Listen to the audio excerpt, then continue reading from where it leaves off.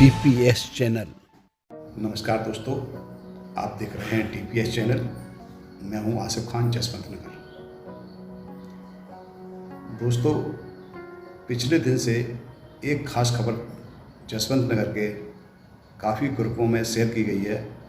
वो खबर ऐसी है, बिल्कुल घर जैसी है। जसवंत नगर के वरिष्ठ पत्रकार अनुराग गुप्ता ने खबर को इस तरीके से लिखा है। उस खबर को पढ़कर यहाँ के जो भी आला अफसर हैं, उनके दिलों में खलबली मच गई है। हाँ, खबर ऐसी ही है, वह ख़ास खबर है। मैं ग्रुप से पढ़ के सुनाता हूँ। जसवंत नगर कस्बे का बड़ा दुर्भाग्य। क्या जसवंत नगर कस्बा रहने लायक नहीं है? क्या जसवंत नगर कूड़ा घर है? क्या जसवंत नगर में बदबू आती है? क्या जसवंत नगर में इंसान नहीं रहते? खबर ऐसी है, बिल्कुल घर जैसी है। पत्रकार जी को बहुत बहुत धन्यवाद, जो कि जसवंत नगर के मूलभूत सुविधाओं को देख करके ये लिखा है। क्या जसवंत नगर में इंसान नहीं रहते? फिर क्यों कोई अधिकारी जसवंत नगर में निवास करना पसंद नहीं करता? आगे लिखा है अनुराग गुप्ता जी ने, फिर क्यों कोई अधिकारी जसवंत नगर में निवास करना पसंद नहीं करता? अधिकारियों को यह कैसे पता चलेगा कि जसवंत नगर कस्बे में कोई समस्या भी है अथवा नहीं? खबर गौर करने लायक है। हमारे जो आला अफसर हैं, उनको भी इस खबर को गौर से सुनना चाहिए। वैसे देखा गया, अक्सर जो यहाँ पर बड़े बड़े आला अफसर, जिला स्तरीय लोग आते हैं, मौका पाते ही मिस्टर अनुराग जी जो पत्रकार हैं, वो जसवंत नगर की मूल सुविधाओं को लेकर चिंतित रहकर वो उनको परेशानियों को बताते हैं। उन्होंने कई बार जसवंत नगर क्षेत्र की जाम समस्याओं का मुद्दा उठाया, DM साहब से कहा, ADM साहब से कहा, लेकिन जाम समस्या एक ऐसा नासूर न भरने वाला जख्म बन चुका है कि यहाँ के आला अफसर, अधिकारी, जिला अधिकारी, नगर पालिका, पुलिस प्रशासन कोई तवज्जो नहीं देता, जबकि वो उस समस्या से जूझता है। और यहाँ के नेताओं की क्या कहना, हमारे यहाँ के जो नेता हैं, जो छोटी से बड़ी खबरें हमारे माननीय लोगों को पहुँचाते हैं, लेकिन इस जाम समस्या का कोई मुद्दा नहीं उठाते।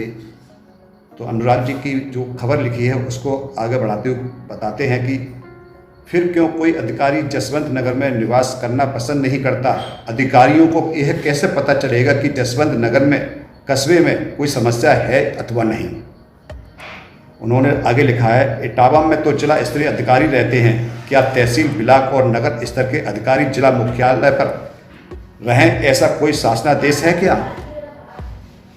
ये बातें सुनकर हमारे यहाँ के जो आला अफसर हैं, उनको थोड़ा सा सोचने पे विचार करना पड़ेगा। ये बात उन्होंने सही लिखा है कि गलत लिखा है, कि उनके दिलों में खलबली मची होगी। उन्होंने आगे लिखा है, जिसको सरकारी नौकरी मिल गई वह फिर जिला मुख्यालय पर ही क्यों रहता है? क्या कस्बे और गांव उसके स्तर के नहीं हैं?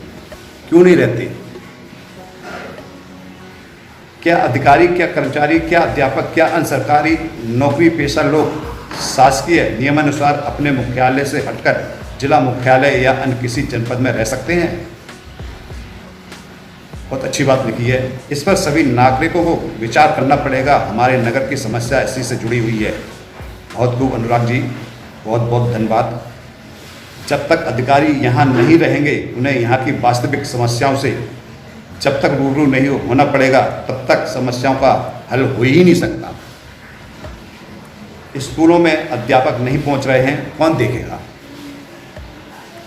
सरकार स्कूल चलो अभियान चला रही है और छोटे छोटे बच्चे सड़कों पर पॉलीथीन, प्लास्टिक, कूड़ा बीन रहे हैं, कबाड़ा बीन रहे हैं, यहाँ तक कि पंचर जोड़ रहे हैं, ई-रिक्शा खींच रहे हैं।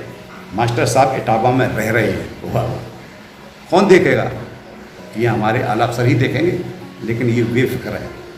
आगे लिखा है, क्या सर्व शिक्षा अभियान इसी तरह चलेगा?